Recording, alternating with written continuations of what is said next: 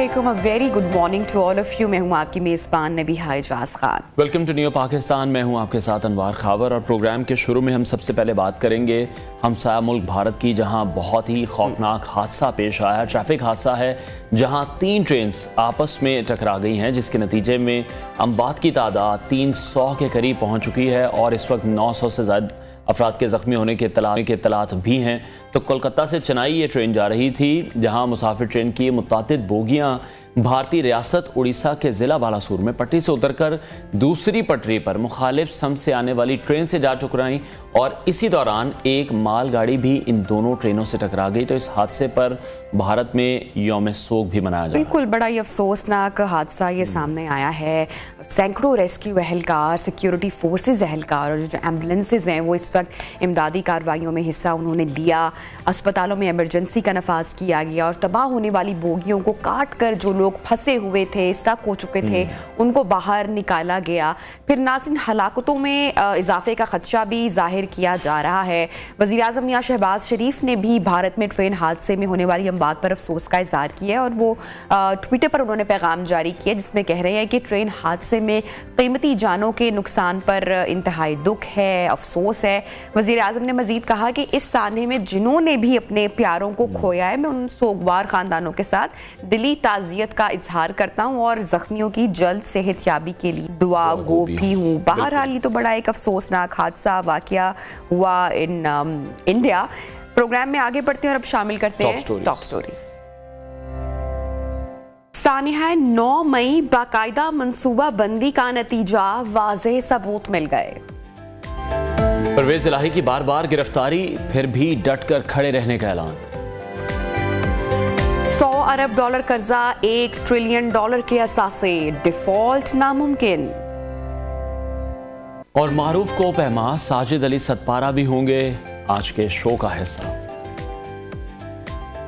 तो नाज़रीन, प्रोग्राम का बाकायदा आगाज़ करते हैं। पहली जो हमारा सेगमेंट है, खबर है, वो आपके साथ शेयर करते हैं क्योंकि आज रवा हफ्ते का पहला दिन है। घंटे गुजर रहे हैं, दिन बदल रहे हैं। अगर कुछ नहीं बदल रहा तो वो हमारे मुल्क की सियासत के हालात हैं जो वहीं के वहीं, और इस अजीबो गरीब सियासत ने मुल्क को मुसलसल सियासी मुआशी भौंचाल में मुब्तला कर रखा है। सानिया 9 मई की अगर बात करें, जिसमें तहरीक इंसाफ के इरादों को आयाब कर दिया है और चेयरमैन तहरीक इंसाफ ने फौज के इदारे को अगर कहा जाए कि अभी भी वो मुसलसल तनकीद का निशाना बना रहे तो ये कहना गलत नहीं होगा और अवाम के दरमियान जानबूझकर इस मंसूबे के तहत ये बातें करें ताकि जो आम आदमी है उसके जहन में नफरत का बीज बोया जा सके। बिल्कुल। और उसके बाद हमने देखा 9 मई का जब वाकया जो पेश आया, उसके बाद PTI और खान साहब खुद उन तमाम लोगों को डिसोन भी कर चुके हैं और अब चेयरमैन तहरीक इंसाफ मजीद खुलकर फौज के खिलाफ बातें कर रहे हैं।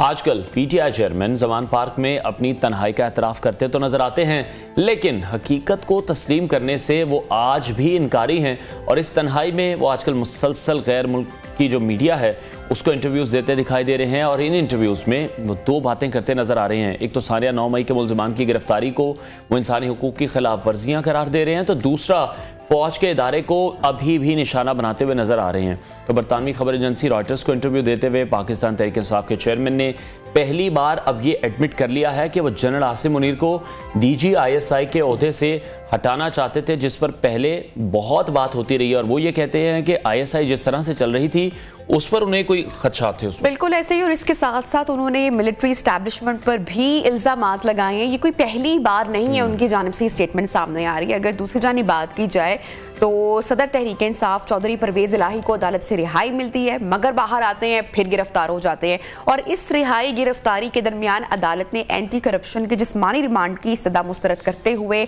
2 हफ्तों के लिए उनको जेल भेजा है और 190 मिलियन पाउंड केस की अगर बात की जाए तो अब मजीद 22 रहनुमाओं के खिलाफ तहकीकात का आगाज भी किया गया है और इस तफ्तीश में तहरीक इंसाफ की जो साबिका टॉप लीडरशिप है वो शामिल है, उनके नाम शामिल हैं। इसी पूरे मामले पर बात करेंगे, सीनियर एनालिस्ट हमारे साथ इन कॉन्वर्सेशन होंगे, उनसे मजीद प्राचा साहब ने हमें ज्वाइन किया, उनसे मजीद बात करेंगे। शौक साहब, चेयरमैन तहरीक इंसाफ अब हम देख रहे हैं कि मजीद खुलकर बात कर रहे हैं फौज के हवाले से, इंटरनेशनल मीडियाज को इंटरव्यू दे रहे हैं। आपको क्या लगता है, अभी भी खुद को मजलूम साबित करने लगे हुए हैं? वो यही बताना चाह रहे हैं कि जो कुछ भी हो रहा है इंसानी हुकूक की खिलाफ वर्जी है, उन्हें दीवार के साथ लगाया जा रहा है? बहुत शुक्रिया इमाम खावर साहब।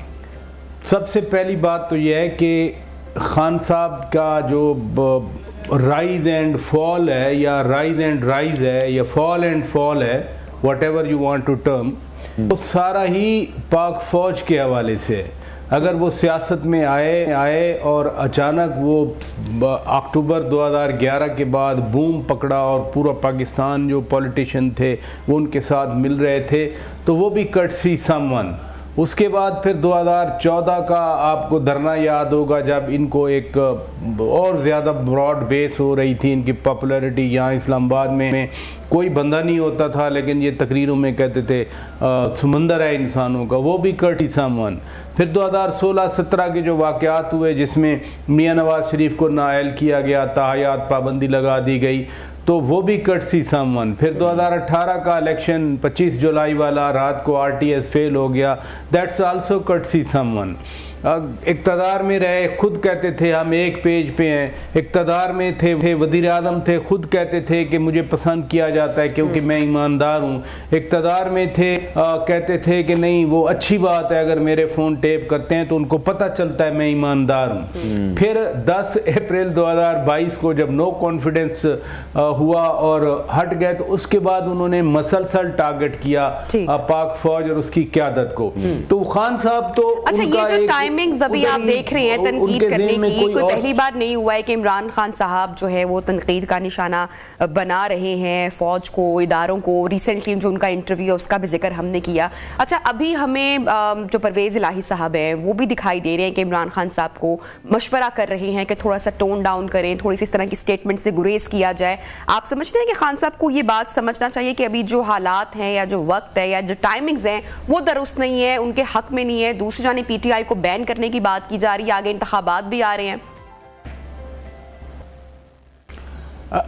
मिस नबिया, जब ईगो हो ना, नाक बहुत लंबी हो जी, तो फिर किसी की कोई नहीं सुना करता। मसलन परवेज़ इलाही ने तो कहा था पंजाब असेंबली मत तोड़ो। परवेज़ इलाही ने तो ये भी कहा था कि अगर 2 हफ्ते पहले कोई गिरफ्तार हो जाता तो शायद हुकूमत बच जाती, और बहुत सारे लोग इनको मना करते रहे कि नहीं ऐसा नहीं करें। खुद साबिक आर्मी चीफ जनरल बाजवा के खिलाफ जब ये बातें करते थे वो भी परवेज़ इलाही ने मना किया था, बल्कि वो मुसर्रत जमशेद चीमा और जमशेद इकबाल चीमा साहब जब वो बात कर रहे थे तो परवेज़ इलाही ने उन्हें भी स्नैप किया था। लेकिन जब आप अपने आप को इतने स्टेक्स पे हाई कर लें और आप एक टारगेट जो है, अनफॉर्चुनेटली वो फौज को आप देख लें, रॉयटर की स्टोरी की आपने बात की, मैं कल खुद पढ़ के बड़ा परेशान हुआ कि खान साहब ये क्या बात कर रहे हैं। यानी देखे ना, एक प्रिंसिपल है, let's talk about the principle. The principle is कि आप चाहते हैं कि बिल्कुल एस्टेब्लिशमेंट का किरदार ना हो पॉलिटिक्स में और आप थ्रू पॉपुलरिज्म आए। तो 2018 या उससे पहले या 2022 से पहले तक आपकी क्या आउटलुक थी, आपका प्रिंसिपल क्या था, आपकी पॉलिटिकल अप्रोच क्या थी? आप तो बिल्कुल उधर ही देखते थे फॉर ऑल स्पोर्ट। सडनली जब आपकी हुकूमत चली गई तो आपको रियलाइज हुआ कि नहीं एस्टेब्लिशमेंट जो है वो पाकिस्तान की एस्टेब्लिशमेंट तो बिल्कुल ही इक़्तिदार में। जो झगड़ा इस वक्त पाकिस्तान के अंदर लोगों का PTI चेयरमैन के साथ है, जो इनके साथ नहीं है, वो यही कह रहे हैं, यही सवाल उठाते हैं कि आपकी कल उधर सुलह हो जाए तो ये सारे डेमोक्रेटिक प्रिंसिपल्स, आपकी ह्यूमन राइट्स जो अप्रोच है, ये तो सारी फिर चेंज हो जाएगी। तो बुनियादी बात जब वो किसी की नहीं मान रहे, परवेज़ इलाही की भी नहीं मान रहे, उसकी वजह यही है कि प्रिंसिपल जो बेसिक्स हैं वो अपने ऊपर अप्लाई नहीं करते वो। ठीक है, तो पराचा साहब आप क्या समझते हैं? अब जिस तरह परवेज़ इलाही भी उन्हें समझा रहे हैं, समझ तो वो नहीं रहे हैं, ना कभी पहले समझे हैं, तो उसके फिर क्या असरात होंगे? क्योंकि वफाकी वज़रा तवातुर के साथ ये कह रहे हैं कि माइनस इमरान खान हो, तहरीक इंसाफ पर पाबंदी लगे, तो आपको लगता है कि ये मुल्की सियासत के लिए ठीक होगा या गलत होगा? और इसके साथ साथ खान साहब जिस तरह का नैरेटिव खुद से बिल्ड कर रहे हैं, वो अपने आप को खुद लेकर जा रहे हैं उस माइनस की पोजीशन तक। जो कुछ हुआ है अभी खान साहब की पॉलिटिक्स के साथ या उनके साथ, वो तो उनकी अपनी वजह से हुआ है। वो सारा कुछ जो हुआ, मसलन उनको वो 3.5 साल हुकूमत में थे, यही MNAs मिल नहीं सकते थे उनको, उनके इर्द गिर्द एक टोला था, वो टोला उनको किसी से मिलने ही नहीं देता था। इस वजह से वो 22-25 जो है वो उनसे नाराज़ हुए, whatever the other factors are. लेकिन ये हुकूमत के दौरान ये सारे किस्से कहानियाँ बाहर आते रहे, और आजकल वो कभी फिरदौस आशिक आवान बात कर रही होती हैं इस मामले पे, कभी कोई और बात कर रहे होते हैं। उससे बढ़ के अब जो सूरत हाल है, देखें बात यह है कि पाकिस्तान की तारीख में सियासी जमातों पर पाबंदी पहले लगी। ANP जो आई है वो NAP से आई है, नेशनल अवामी पार्टी से। इसी तरह से MKM के बानी पे पाबंदी लगी। इस तरह आर्टिफिशियल जो काम होते हैं वो लॉन्ग लास्टिंग नहीं होते। NAP पे पाबंदी लगी, ANP बन गई। ANP ने तो NAP के बाद KP में हैदर होती साहब वहाँ चीफ मिनिस्टर भी रह चुके हैं। लेकिन ANP हो, पीपल्स पार्टी हो, दीगर जो मेन स्ट्रीम सियासी जमातें हैं, ये इस तरह से फौज के स्ट्रक्चर पे, हाँ, फौज की पॉलिसी पे जो डिक्टेटरशिप आ जाती है या इक़्तिदार पे कब्जा कर लिया जाता है, वो ज़रूर इस पे बात करते रहे। लेकिन 9 मई के वाक़यात जिस तरह हुए, लोगों को उकसाना, फिर फौज के मुख्तलिफ केडर के हवाले से इस तरह से बातें करना। और आप तो कह रहे हैं ना कि जो आपने अपने इंट्रो में भी बात की कि जनरल आसिम मुनीर सैयद को किन हालात में उन्होंने DGISI से निकाला था, और उससे बढ़कर जो बेसिकली सितंबर अक्टूबर 2021 के वाकयात हुए, जब जनरल फैज साहब को यहाँ से तब्दील किया जाना था, खान साहब रेजिस्ट कर रहे थे, तो वहाँ से तो सारा ये मामला आगे बढ़ा था। लेकिन ये मंजरनामा आपको भी मजीद तब्दील दिखाई देख रहे हैं, आपके होता हुआ दिखाई दे रहा है। चेयरमैन तहरीक इंसाफ को हमने देखा है माजी में कि अदालत से रिलीफ मिल जाता है, सबको मालूम है, मगर वो अपने आप को नाकाबिले गिरफ्तार समझते हैं कि उनको गिरफ्तारी अमल में नहीं ला। अक्टूबर में जहां पर इलेक्शन की बात हो रही है, सदर पाकिस्तान का टेन्योर भी फिनिश हो रहा है, चीफ जस्टिस साहब का भी टेन्योर फिनिश हो रहा है, तो आपको लगता है कि चेयरमैन तहरीक इंसाफ या PTI जो है वो अगले इंतखाबात में शिरकत कर पाएगी, या उनकी गिरफ्तारी जो है वो इसके बाद अमल में लाई जा सकती है? 12 अगस्त को इस असेंबली की मुद्दत पूरी हो रही है। 16 सितंबर को चीफ जस्टिस ऑफ पाकिस्तान अपनी मुद्दत पूरी करेंगे, और 17 सितंबर को जस्टिस काजी फायद ईसा साहब अगले चीफ जस्टिस ऑफ पाकिस्तान का ओहदा संभालेंगे।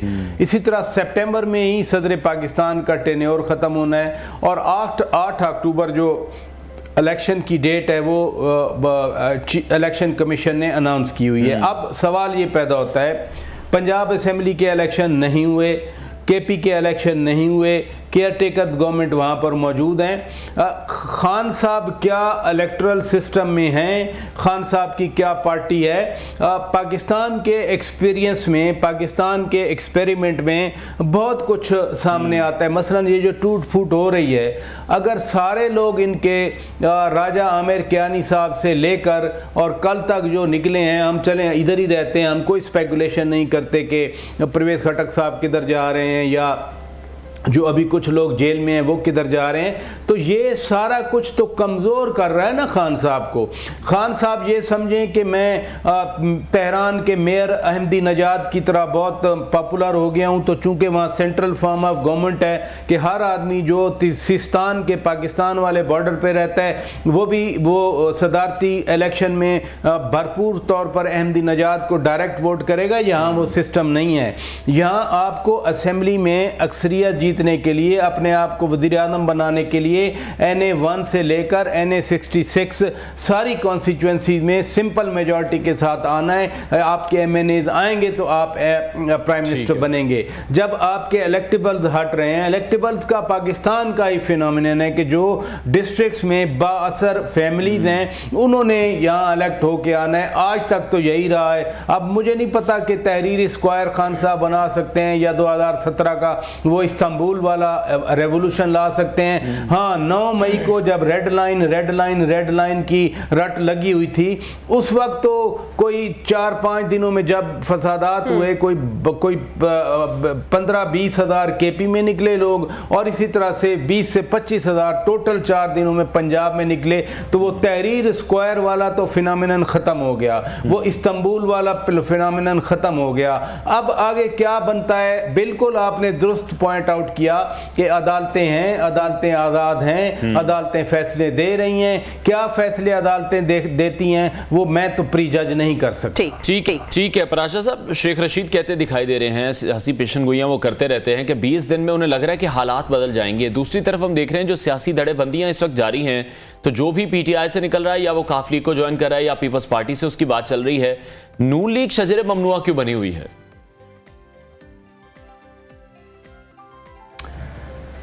बात तो आपकी दुरुस्त है, लेकिन ये बात में थोड़ा सा, अगर आप जो पीटीआई के साथ प्रॉब्लम रहा पहले, वही अब नून लीग के साथ प्रॉब्लम है। मसलन पीटीआई के साथ जो प्रॉब्लम की मैं बात कर रहा हूँ वो कोई और बात नहीं कर रहा। हर हलके में जब खान साहब पीक पे थे पॉपुलैरिटी के, तो हर हलके में 4-5 लोग एस्पेरेंट्स से जो कहते थे हमें टिकट दिया जाए। और आप चूंकि लाहौर में बैठे हैं, तो अभी जब एमपीएस के टिकट खान साहब ने डिस्ट्रीब्यूट किए, अवार्ड किए, तो उसमें फिर एक बंदे को मिला, एक एमपीए को 3-4 रूठ गए। नून लीग के पास तो पहले ही सैचुरेशन है। नून लीग ने जो 15 जुलाई 2022 के इलेक्शन में अपने लोगों को ठुकरा कर और लोटों को जो टिकट दिए थे, 15 जुलाई 2022 के जो 25 हलकों के एमपीएस के इलेक्शन थे, जिसकी वजह से हमजा शहबाज साहब निकले वजारत आला से और परवेज इलाही इन हुए, क्योंकि नून लीग ने 15 सीटें हारी थीं और 5 गो के जो पीटीआई की थी, लेकिन 15 पीटीआई वाले जीत गए थे, 5 पे नून लीग जो है वो जीती थी। वो बिल्कुल यही बात थी कि अपने लोगों को पीछे करके नून लीग ने पीटीआई के टर्न कोर्ट्स को, लोटों को टिकट दिए थे।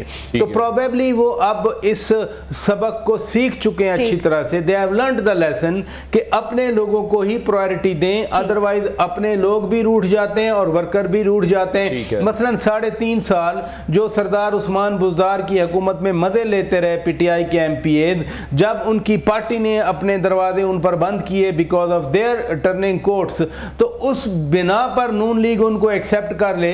तो जिन्होंने मारे खाई उनके हाथों, जिनके खिलाफ पर्चे, मैं पंजाब की बात कर रहा हूं, जिनके खिलाफ पर्चे कटे, जो पुलिस में गए, पुलिस के हाथों ख्वार होते रहे, वो उन्हीं को वोट दें या उन्हीं के लिए कैंपेन करें या उन्हीं को सपोर्ट करें, जिनकी वजह से वो अवतार के लोगों से दवा लेते हैं। ठीक है, जहांगीर तरीन खासी एक्टिव दिखाई दे रहे हैं, जोड़ तोड़ चल रहा है, आसिफ अली जरदारी भी काफी एक्टिव दिखाई दे रहे हैं पंजाब में। क्या आपको लगता है जहांगीर तरीन जो भी सियासी पार्टी, जिसका मेरे ख्याल से कुछ दिनों में अनाउंसमेंट भी हो जाएगी, कितना डैमेज कर सकते हैं, नुकसान पहुंचा सकते हैं, टफ टाइम दे सकते हैं पीटीआई को और खासकर मुस्लिम लीग नून को भी? खास तौर पर खान साहब को, जितना मैं पीटीआई चेयरमैन की बात कर रहा हूँ, ख़ास तौर पर जितना नुकसान या जितना फ़ायदा जहांगीर खान तरीन की वजह से हुआ है, नुकसान भी और फ़ायदा भी वो किसी और की वजह से नहीं हुआ। मसलन आप और मैं, हम अपने अपने चैनल्स पर, मैं आज टेलीविज़न पर बैठकर, आप नियो पर बैठकर, हमेशा हम कहते थे कि एटीएम्स हैं, वो अलीम खान है, जहांगीर खान तरीन है।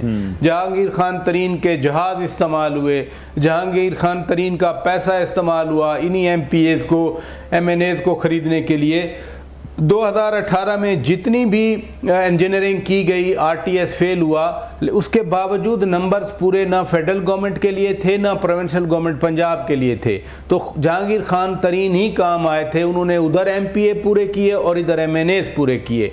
इसलिए जो खान साहब जितना फ़ायदा उठाते रहे चेयरमैन पीटीआई जहांगीर खान तरीन साहब की वजह से, अब उनको उतना ही नुकसान उठाना पड़ेगा। नून लीग के साथ जहांगीर खान तरीन कभी नहीं रहे, तो लिहाजा नून लीग का जो आप कह रही हैं कि नुकसान होगा नबिया जी, वो नून लीग का वोट नहीं टूटना, नून लीग के बंदे नहीं टूटने, नून लीग के एमपीए एमएनए टूट कर जहांगीर खान तरीन साहब के पास नहीं जाने। कौन जा रहा है आपको मालूम है, आप देख रहे हैं, जो पीटीआई के लोग थे अपने, में न सिर्फ जहांगीर खान तरीन वो बंदे तोड़ रहे हैं, बल्कि हाशिम डोगर कसूर के जो होम मिनिस्टर बने थे, पंजाब के वजीर दाखिला। लेकिन पराचा साहब आप ये भी देखिए कि जो इंतखाबात में जब मुकाबला होना है तो वो जहांगीर तरीन के जो भी कैंडिडेट सामने आएंगे उनका मुकाबला नून लीग से भी होना है, तो अगर सीट एडजस्टमेंट नहीं करेंगे तो कहीं ना कहीं नुकसान तो नून लीग को भी हो सकता है।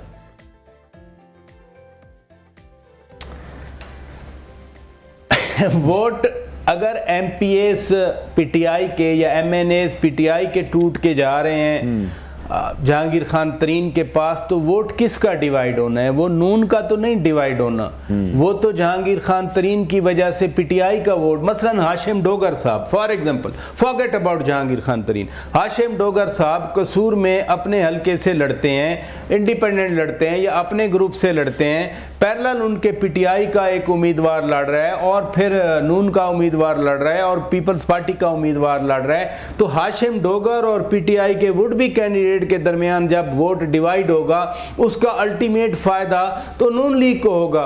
इसलिए जब अपनी पार्टी टूटकर मुख्तलिफ धड़ेबंदियां हो जाती हैं तो वोट डिवाइड हो जाता है, और जब आपका वोट डिवाइड हो, फॉर एग्जांपल मैं ननकाना साहब की एग्जांपल दूं, 2018 के इलेक्शन में शिद्रा मनसब साहिबा, डॉक्टर साहिबा, कोई 60+ उनके वोट थे। यहाँ पर ब्रिगेडियर शाह साहब जो हैं, एजाज शाह साहब, वो लड़ रहे थे, उनका थोड़ा वोट था, लेकिन चूंकि वहीं टीएलपी के एक साहब ने 49,000 वोट लिए, तो शदरा मनसब जो नंबर 1 पे जा रही थी, ये वोट शदरा मनसब डॉक्टर एजाज शाह के खिलाफ जो वोट था डिवाइड हो गया और एजाज शाह साहब ऊपर आ गए। तो वो डिवीजन में जब वोट डिवाइड होता है तो उस वोट बैंक फिर उससे बिल्कुल मुतासिर होता है, मुखालिफ कैंडिडेट को पहुंचता है। ठीक है, बहुत शुक्रिया। सीनियर तजिया का शौकत पराचा हमारे साथ इन कॉन्वर्सेशन थे। ब्रेक लेते हैं, ब्रेक के बाद आपको दोबारा साथ रहिए।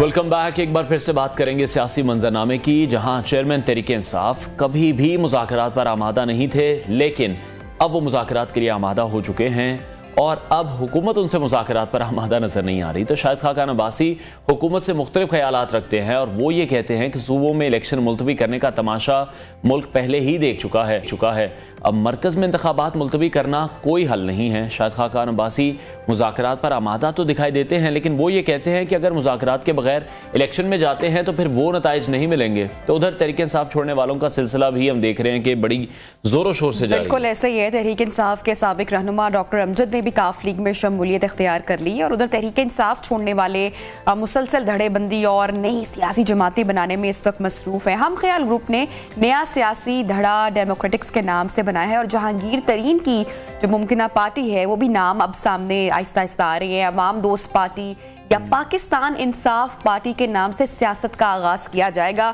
नून लीग इस वक्त कहां खड़ी है, क्या स्टांस है, नून लीग में शामिल होने वालों की तादाद तकरीबन ना होने के बराबर क्यों है, ये तमाम बातें हम जानेंगे रहनुमा मुस्लिम लीग नून अली गौहर बलोच साहब से। बहुत शुक्रिया वक्त निकाला प्रोग्राम के लिए। क्या वजह है, आप समझते हैं इस वक्त जो नून लीग है उसको सारा महंगाई का बोझ उठाना पड़ रहा है, यही वजह है कि किसी वक्त भी जो मकबूल सियासी जमात है उसको मुस्तकबिल में सियासी तन्हाई का सामना करना पड़ सकता है? आप एग्री करते हैं इस बात से?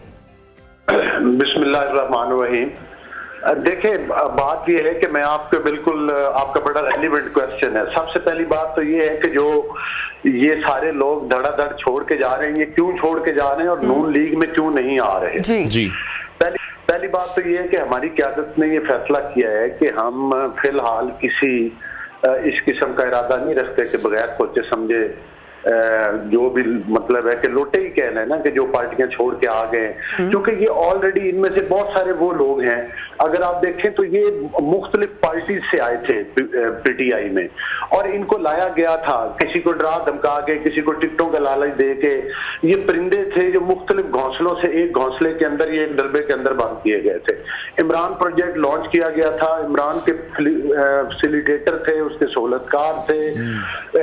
2018 का इलेक्शन चुराया गया था, चुराने के बाद पाकिस्तान की मईशत का बेड़ा फिर बड़ी खूबसूरती के साथ इमरान नियाजी साहब ने जो है वो गर्क किया या पीटीआई ने गर्क किया। तो मैं समझता हूं कि ये तो फिर एक बड़ी ज़ाहिर तवील कहानी है और पूरा पाकिस्तान भी उससे वाकिफ है कि पाकिस्तान को किस तरह से फिर मतलब है कि ना सिर्फ पाकिस्तान की मईशत को तबाह किया गया, पाकिस्तान की सलामती दांव पे लगाई गई, पाकिस्तान को दोनों हाथों से लूटा गया। क्योंकि प्रोग्राम में वक्त थोड़ा होता है, लेकिन मैं दो चीजें जरूर आपकी वसादत से नाज़रीन तक पहुंचाना चाहूंगा कि न्यायी साहब बड़ा नारा लगाते थे कि ये मैं वो क्या कहते हैं कि मैं आपके पासपोर्ट की जो है वो बड़ी इज्जत बना दूंगा। आपने देखा कि इनके दौर में महंगाई भी सबसे ज्यादा हुई और इनके दौर में पासपोर्ट की भी हमारी जो थी वो नीचे आई। महंगाई का आगाज जरूर हुआ होगा, लेकिन पीक पर तो अभी जो पीडीएम की मौजूदा हुकूमत है वो तो उसी दौर में अभी फिलहाल पीक पर है। ये बात मेरे ख्याल से यहाँ पर करना जरूरी है। आगाज यकीनी तौर पर खान साहब के दौरे हुकूमत से हुआ महंगाई का, लेकिन ऐसी महंगाई उस वक्त भी नहीं थी। जो 2017-13 से लेकर 18 तक का पीरियड था उसमें महंगाई कम हुई, उसमें डॉलर नीचे आया, उसमें सी पैक जैसे प्रोजेक्ट आए, ज़रबे अज़ब हुई। मतलब पाकिस्तान मुआशी तौर पर और हमारे जो इशू सलामती के थे उसमें हमने काफी इम्प्रूव किया। पाकिस्तान की रोशनियां बहाल हुई, लोड शेडिंग का खात्मा हुआ, बिजली पैदा करने के कारखाने लगे। मुझे ये बताएं कि पीटीआई के दौर में कोई एक प्रोजेक्ट मुझे बता दें जो इन्होंने बड़ा किया हो। लेकिन कर्जे देखे तो पाकिस्तान की तारीख के सबसे बड़े कर्जे लिए। लेकिन अभी क्या हो रहा है, अभी तक जब से ये मतलब है कि सिलेक्टेड गवर्नमेंट जो है एक जमहूरी प्रोसेस के जरिए गई है, तब से ये इस कोशिश में लगे हुए हैं कि किसी तरह से पाकिस्तान डिफॉल्ट कर जाए। इनकी प्रोपोगंडा जो मतलब है कि वो मीडिया के ऊपर जो इन्होंने प्रोपोगंडा किया है, जो इनकी वो गालम गलोच ब्रिगेड एक बनाई हुई है इन्होंने, फिर उसके अलावा हर जगह फिर जिस तरह से इनके वजीर खजाना पकड़े गए अपने सूबाई वज़ीर खजाना को हदायत देते हुए, तो मैं समझता हूं कि इनके वो ख्वाब जो कि एक मतलब है कि इंशाअल्लाह ताला शर्मिंदा ताबीर होगा भी नहीं और हुआ भी नहीं है, इसके बावजूद कि हमें IMF की किस्त नहीं मिली, हमने अरबों डॉलर के कर्जे वापस किए, ये एक हकीकत है। ये पाकिस्तान की मुआशी अली साहब अभी हम जो सिचुएशन देख रहे हैं करंट वो ये है कि खान साहब मुज़ाकरात करना चाह रहे हैं, लेकिन आप लोग अब मुज़ाकरात पर आमादा नहीं हैं। दूसरी तरफ आप ये कह रहे हैं कि जो भी PTI छोड़े हैं अब वो लोटे हैं, तो वो लोटे आपकी इत्तेहादी जमात पीपल्स पार्टी में जा रहे हैं, तब आपको कोई एतराज नहीं है? उस हवाले से कोई मुशावरत नहीं की गई कि फिर आपकी जितनी भी इत्तेहादी जमातें हैं कोई भी इनको एक्सेप्ट नहीं करेगा? तो इसका मतलब जो PTI है, जो पीपल्स पार्टी है, वो तो पंजाब में फिर दस्तक देती नजर आ रही है। नून लीग के लिए तो सिचुएशन मुश्किल हो सकती है आगे जाके। देखिए, मैं इसमें सिर्फ आपको एक गुजारिश करूंगा कि हम वो तमाम पॉलिटिकल पार्टीज हैं जो अलग इलेक्शन मैनिफेस्टोज रखते हैं, हम एक दूसरे के मद्दे मुकाबले इलेक्शन कॉन्टेस्ट करके आते हैं। अभी भी हमने इलेक्शन एक दूसरे के मुकाबले में कॉन्टेस्ट करना है, लेकिन पाकिस्तान सीट एडजस्टमेंट नहीं करेंगे आप? नहीं, वो देखे अभी ये सवाल जो है ना, ये मैं समझता हूँ कबल वक्त है। सीट एडजस्टमेंट हो सकता है कल को कुछ ऐसी जगह जहां पर नून के पास भी जाहिर है गुंजाइश हो। उसकी 2-3 वजूहात है। एक तो हमारी पार्टी में ऑलरेडी हमारे कैंडिडेट्स मौजूद है, हमारे पास कुशन भी नहीं है। दूसरा, हमारी पॉलिसी भी यही है कि हमने इन लोटों को अपनी पार्टी में नहीं लेना। जाहिर है पीपल पार्टी के पास अगर कुशन है, सियासत करना हर पार्टी का हक है। अगर पीपल पार्टी किसी मतलब है कि इस किस्म के कैंडिडेट्स को लेकर आती है तो वो फिर ला सकते हैं, टिकट दे सकते हैं, लेकिन इलेक्शन तो हर किसी ने मैदान में कॉन्टेस्ट करना है ना। वो तो हमारे पास, हम ये समझते हैं कि हमारे पास जो ऑलरेडी अल्हम्दुलिल्लाह कैंडिडेट है, सारे पोटेंशियल कैंडिडेट्स हैं, चाहे वो सूबे के हैं चाहे वो मरकज में, तो हम किसी लोटे को क्यों ले फिर अपने कैंडिडेट्स को खराब करने के लिए। ठीक है, बहुत बहुत शुक्रिया। जी आप बात मुकम्मल कीजिएगा। जी, मैं ये कह रहा हूँ कि जहां तक ये बात चल रही है कि ये मतलब है कि ये इलेक्शन हमारे लिए मुश्किल हो जाएंगे या ये हो जाएगा, हमारे लिए मुश्किल नहीं होंगे। हमें अपनी इस मुश्किल वक्त में अपनी कारकर्दगी का अंदाजा है, जिसको आप आवाम भी सराह रहे हैं। हमने बहुत बड़ा रिलीफ पैकेज भी आपके सामने कुछ दिन पहले, जिसमें घी की और दीगर अशिया की कीमतें बड़ी कम हुई हैं, तेल में भी पेट्रोल में भी लोगों को रिलीफ दिया गया है। तो मैं समझता हूँ कि ये सारा कुछ जब आवाम के सामने रखा जाएगा तो इंशाल्लाह। अली साहब एक तरफ आप रिलीफ देते हैं, दूसरी तरफ तकलीफ भी देते हैं। 1 रुपए 60 पैसे फी यूनिट आपने बिजली भी बढ़ा दी। जी बिल्कुल, कहीं ना कहीं वो जाहिर है कि वो जो खान साहब ने मुआहदे किए हुए वो मुल्क के मुआहदे होते हैं, वो कोई पीएम पार्टी के तो नहीं होते, वो मतलब उनको तो फिर उस वजह से हमें कुछ दुश्वारियां हैं, लेकिन अल्लाह करेगा हमारी IMF से वैसे ही जान छूट जाएगी इंशाल्लाह। बहुत बहुत शुक्रिया अली गौहर बलोच, रहनुमा मुस्लिम लीग नून, हमारे साथ इन कौन थे, बड़ा क्लियर स्टांस उनका था, हमारे साथ शेयर कर रहे थे। प्रोग्राम में लेंगे नाजरीन ब्रेक के बाद ज्वाइन कर।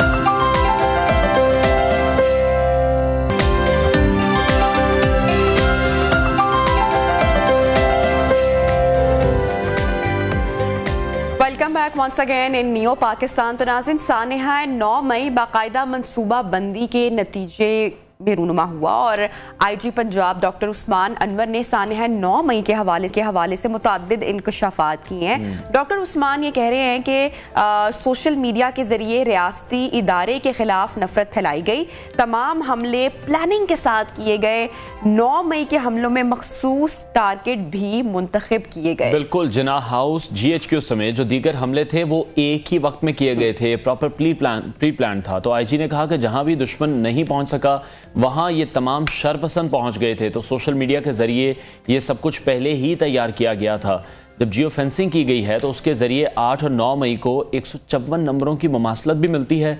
यास्मीन राशिद के हवाले से एक अहम इंकशाफ सामने आया है कि उनकी बरियत की जो वजह है वो नाकिस तफ्तीश को करार दिया गया है। पुलिस की तरफ से बताया गया है कि 9 मई के मुकदमे में यास्मीन राशिद नामजद ही नहीं थी, और अब अगर वो नामजद नहीं थी तो फिर गिरफ्तारी उनकी क्यों की गई थी और इस नाकिस तफ्तीश का जिम्मेदार कौन? बिल्कुल, और अब IG पंजाब ने यास्मीन राशिद की बरियत को भी चैलेंज करने का कहा है। साथ ही साथ पंजाब फॉरेंसिक साइंस एजेंसी ने अपनी रिपोर्ट में यास्मीन राशिद की जिना हाउस में मौजूदगी को साबित किया और उधर 9 मई के वाकयात में मुलविस नौजवान शरपसंदों ने ये इंकशाफ किया है कि हम यास्मीन राशिद साहिबा के कहने पर ही कोर कमांडर हाउस गए, जबकि बहुत सारे लोग तहरीक इंसाफ छोड़ रहे हैं और चेयरमैन PTI के हवाले से बहुत सारी बातें भी हो रही हैं, इंकशाफात भी सामने आ रहे हैं। तो एक्चुअली फैक्ट्स क्या है? उज़मा कारदार साहिबा जो कि PTI की साबिक रहनुमा है और उन्होंने तहरीक इंसाफ को उस वक्त खैर बात कहा जब PTI छोड़ने का रुझान नहीं था। तो आज उज़मा कारदार साहिबा हमारे साथ इस वक्त स्टूडियोज में मौजूद हैं, उनसे रहनुमा मुस्लिम लीग नून। उज़मा साहिबा, सानिहा 9 मई वेरी अनफॉर्चुनेट इंसिडेंट नहीं होना चाहिए था, जिसका मकसद इदारों को, उसकी साख को नुकसान पहुंचाना था। क्या बताएंगी आप? सब कुछ प्री प्लान था जिस तरह से अभी इंकशाफात भी, फैक्ट्स भी कुछ सामने आ रहे हैं? मलिया, thank you for inviting me. 9 मई जो था वो हमारे दिलों पे बहुत गहरे जख्म छोड़ के गया है। आपको पता है हम उतने ही स्ट्रांग हैं जितने हमारे इंस्टीट्यूशंस स्ट्रांग हैं, और ये बड़े अरसे से जो लीडरशिप है PTI की, ये अवाम में और आर्मी में और पुलिस में दरारें डालने की इन्होंने कोई कसर नहीं छोड़ी थी। वो आपने देख लिया जो no go area Zaman park में बना हुआ था 6 महीने से, किस तरह से पेट्रोल बॉम्ब्स फेंके गए, किस तरह से जख्मी किया गया पुलिस वालों को जब वो जाते थे वारंट लेके, जो कि एक लीगल वजूहात की वजह से जाते थे, किस तरह से गाड़ियां जलाई गई उनकी। लेकिन रियासत जो थी उसने सब्र से काम लिया। लेकिन जो 9 मई को हुआ, जिसकी अब सारे शवाहिद सामने आ गए कि ये एक सिस्टमैटिक प्लानिंग थी।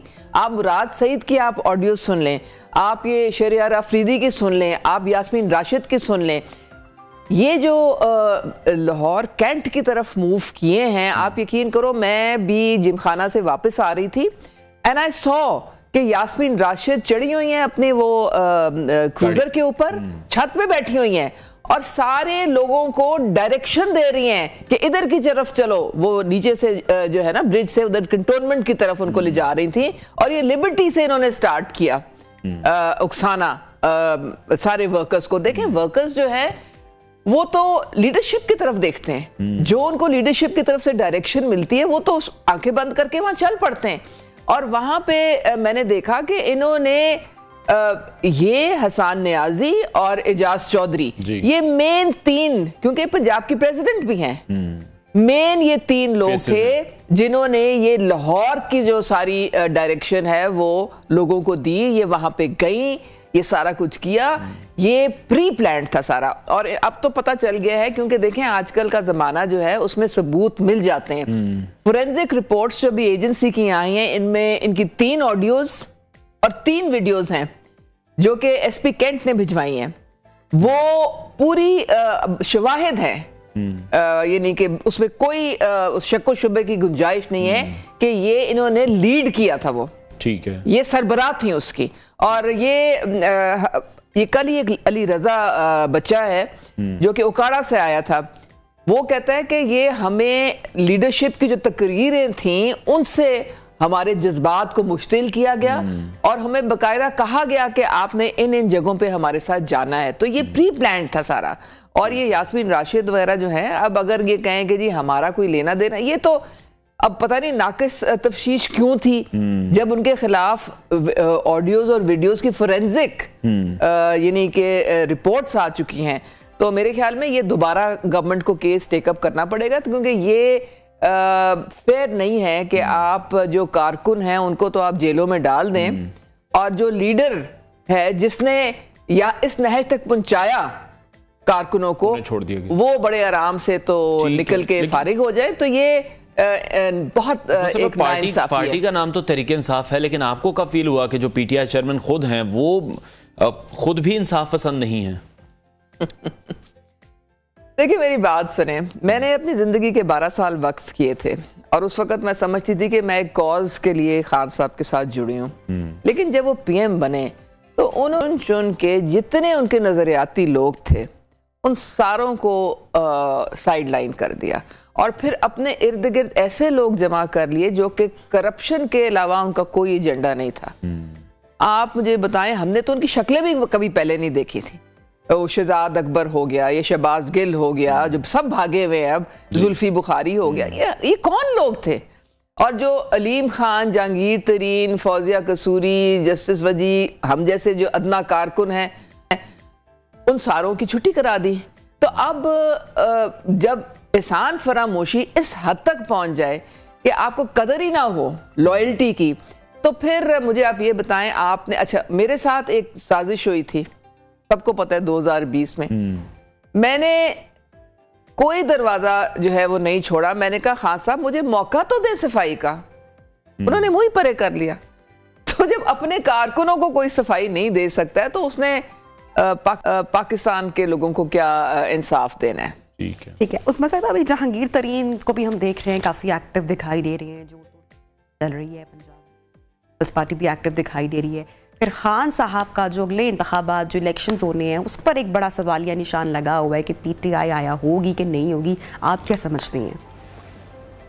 देखिए इलेक्शन तो होंगे, ठीक, चाहे वो मुझे तो लग रहा है अक्टूबर में ही होंगे। पीटीआई का मुस्तकबिल वो आईनी मुद्दत तब खत्म होती है, तो जो आइन कहता है उसके मुताबिक चलेंगे।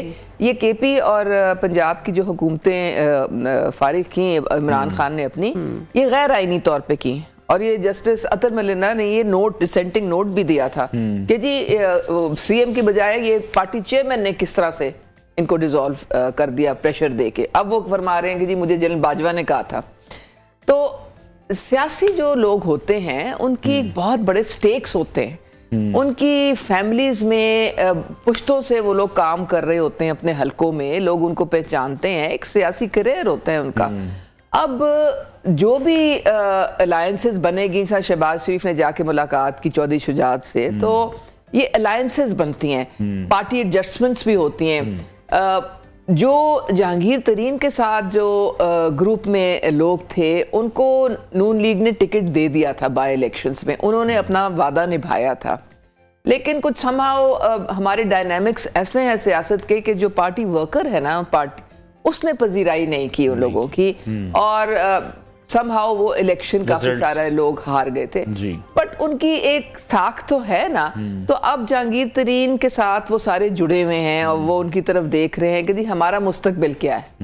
हम किसी और पार्टी के साथ जब अलाइन होते हैं तो हमारे लिए बहुत मुश्किल हो जाता है। तो मेरे ख्याल में अब जहांगीर तरीन साहब जो है वो सारे लोग और कुछ पीटीआई के जो लोग हैं, क्योंकि 9 मई के बाद कोई सेंसिबल बंदा, कोई सेन बंदा जो है अब इमरान खान के साथ काम नहीं कर सकता।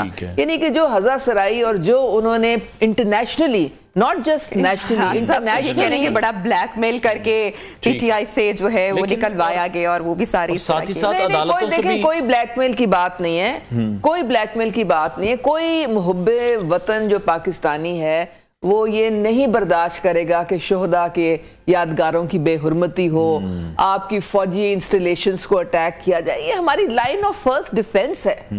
आपको पता है हमारे बॉर्डर्स पे, ईस्टर्न और वेस्टर्न बॉर्डर्स पे, हमें तो ये खा जाए इंडिया अगर हमारे पास इतनी मजबूत अल्हम्दुलिल्लाह बेहतरीन फौज ना हो। ठीक है, इंडियंस कह रहे हैं कि जी जो हम नहीं कर सके 75 साल में वो इमरान खान ने कर दिया है कि अपने लोगों को उकसा के खड़ा कर दिया फौज के खिलाफ। लेकिन ये नाकाबिले माफी है। लेकिन उस्मा साहिबा, आप क्या समझती हैं, अदालतों से भी फिर मुसलसल रिलीफ मिल रहा है खान साहब को? अदालतों में आप लोगों का केस स्ट्रांग नहीं है। यास्मीन राशिद के केस में हम देख रहे हैं कि तफ्तीश ठीक नहीं की गई है, अदालतें उनको बरी कर रही हैं, मुसलसल रिलीफ मिल रहा है।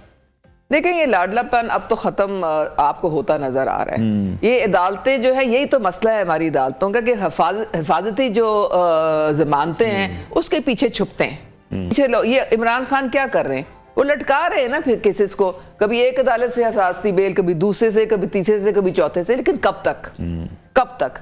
आखिर तो उनको फेस करना है। उनको चाहिए कि पहले ही फेस कर लें, और अगर वो समझते हैं कि जी वो बेकसूर हैं तो फिर कोर्ट में प्रूफ करें। उनके खिलाफ तो ओपन एंड शट केसेस हैं।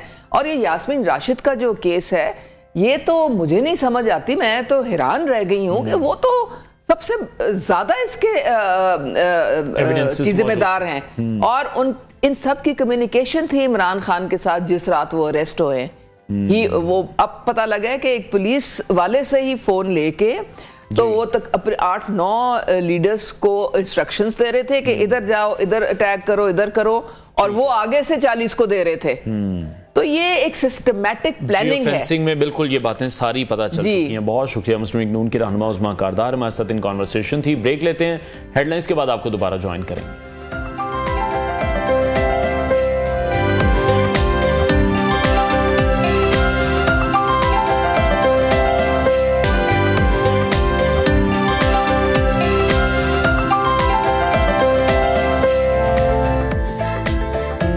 Welcome back once again in new Pakistan. तो नाज़रीन, कुछ मुल्की मुआशी सूरत हाल का जायजा लेंगे, तस्करा करेंगे, और यही सवाल हो रहा है कि क्या डॉलर की इजारादारी ख़त्म करके जो करने के मंसूबे हैं उस पर अमली काम, उसका नुक्ता जो है उसका आगाज़ हो चुका है या नहीं। वज़ारत तिजारत हुकूमत पाकिस्तान ने एक खुसूसी मरासला अब इस हवाले से जारी किया है, जिसके तहत अफगानिस्तान, ईरान और रूस के साथ मखसूस अशिया बशमूल पेट्रोलियम और कुदरती गैस की बार्टर सिस्टम की तिजारत हो पाएगी। बिल्कुल, ये निहायत ही अहम इकदाम है जिससे ज़र मुबादला के जो गिरते हुए ज़खायर हैं उनको संभाला देने और महंगाई को कंट्रोल करने में भी मदद मिलेगी। और इस इजाज़तनामे में अशिया खुर्दनोश समेत फल हैं, सब्जियां हैं और दर्जनों ऐसी सनती मसनूआत हैं जिसकी फहरिस्त शामिल है। दूसरी जानिब वज़ीर ख़ज़ाना इसहाक़ डार ने IMF मुआहदे की ताख़ीर में कोई तकनीकी वजह नहीं बताई, और वो ये कह रहे हैं कि कुछ लोग डिफ़ॉल्ट की तारीखें देते हैं तो उनको इस बात पर भी शर्म आनी चाहिए। 100 अरब डॉलर अगर कर्जा है तो हमारे $1 ट्रिलियन के असासे भी हैं। पाकिस्तान इंशाल्लाह डिफ़ॉल्ट नहीं करेगा, बजट, कारोबार और अवाम दोस्त होगा। और आलमी फ़ंड में ये भी बहस हो रही है कि पाकिस्तान आखिर सरवाइव कैसे करे इतने मुश्किल हालात में, जहां हम देख रहे हैं पॉलिटिकल भी हम बहुत अनस्टेबल हैं, मुआशी हालात हैं, वो तो डे बाय डे हम डिस्कस कर रहे थे कि बहुत ख़राब हैं। बिल्कुल, इसी पूरे मामले पर बात करेंगे डॉक्टर खाकान नजीब, माहिर मुआशरत, हम कॉन्वर्सेशन है। डॉक्टर साहब, थैंक यू सो मच, आपने ज्वाइन किया प्रोग्राम में। सबसे पहले तो मैं जानना चाहूँगी कि जो एक अहम हुकूमती फैसला किया गया है जिसमें अफगानिस्तान, ईरान और रूस के साथ बार्टर सिस्टम किया जाएगा, इस फैसले को आप कैसे देखती हो और ये कब तक मुमकिन हो पाएगा? बिस्मिल्लाहिर्रहमानिर्रहीम। कुछ अरसे से बिजनेस कम्युनिटी का ये ख्याल था कि हम बार्टर कर सकते हैं अपनी नेबरिंग कंट्रीज से। ठीक। सो प्राइमरीली ये उनकी सोच थी। नंबर 2 ये है कि इसमें कोई शक नहीं है कि आपके जो ट्रेडिंग पार्टनर्स हैं अराउंड योर बॉर्डर्स, चाहे वो ईरान हो, अफगानिस्तान हो, चाइना हो, ये एक बहुत बड़ी कम्युनिटी है। उनको कई ऐसी चीज़ों की ज़रूरत है जो आप बनाते हैं, चाहे वो लेदर गुड्स हों, चाहे वो कपड़ा हो, चाहे वो धागा हो, चाहे वो कुछ फ्रूट्स हों। So you know in that sense it's good. इसकी जो चौथी बात है वो ये है कि ये जो बॉर्डर एरियाज़ हैं ऑफ कोर्स हमारे ये उतने खुशहाल एरियाज़ नहीं हैं। तो इनके लिए एक बैंकिंग ट्रांजैक्शन करना ये एक सब कुछ मुश्किल है कि वो पहले क्वेटा आए, वो एक बैंकिंग ट्रांजैक्शन करें। तो अगर अक्रॉस द बॉर्डर वो कोई अपनी चीज़ देकर, मतलब अपने जानवर देकर वहाँ से कोई अगर तेल आ सकता है तो ये भी एक खुशाइन बात है। और आखिरी बात वो ये है जो आपने की है कि इस वक्त डॉलर लिक्विडिटी क्रंच में है एक मुल्क, और पाकिस्तान उससे निकल नहीं पा रहा। तो अगर कुछ सप्लाईज को अराउंड द बॉर्डर ही ईज किया जा सके तो ये एक ऐसी चीज़ है कि इसको हम सराहते हैं। बट ये याद रखिए कि इसका कोई बड़ा इम्पैक्ट मुल्क पर नहीं है कि मैं अगर ये कहूँ कि मुल्क की ऐसी तिजारत कोई क्रिएट हो जाएगी बार्टर से। ये स्मॉल मार्केट्स के लिहाज से ये एक ठीक आंसर है और जियोग्राफिकली प्लेस्ड है। ठीक है, लेकिन डॉक्टर साहब आप ये समझते हैं क्या ये एक बेबी स्टेप हो सकता है, और दूसरा ये फैसला खित्ते में डॉलर की उजारादारी पर असर डालेगा? और जब भी किसी भी मुल्क ने कोई इस तरह का डिसीजन लिया है तो फिर अमेरिका का प्रेशर तो आया उस पर। देखिए, रीजनल ट्रेड जो है ना उसकी पाकिस्तान के इर्द गिर्द बहुत बड़ी एक मार्केट है। अगर आप इस साइड के नेबर इंडिया से नहीं भी कर सकते, कंसिडरिंग के जो हमारे उनके साथ ऐसे ताल्लुकात हैं जिनको अभी बहुत ज़्यादा और चीज़ों पर हमें अग्री करना है, इंक्लूडिंग कश्मीर, तो आपको फिर भी बहुत बड़ी मार्केट मिलती है। चाइना एक बहुत बड़ी मार्केट है, आपके ऊपर है। अफगानिस्तान की बहुत सी नीड्स हैं जो पाकिस्तान से फुलफिल होती हैं, ईरान की बहुत सी नीड्स हैं, और फिर नीचे आपके पास पोर्ट है। This is a good trading area. I mean this is really a good route, यानी कि अगर आप उस तरह सोचें।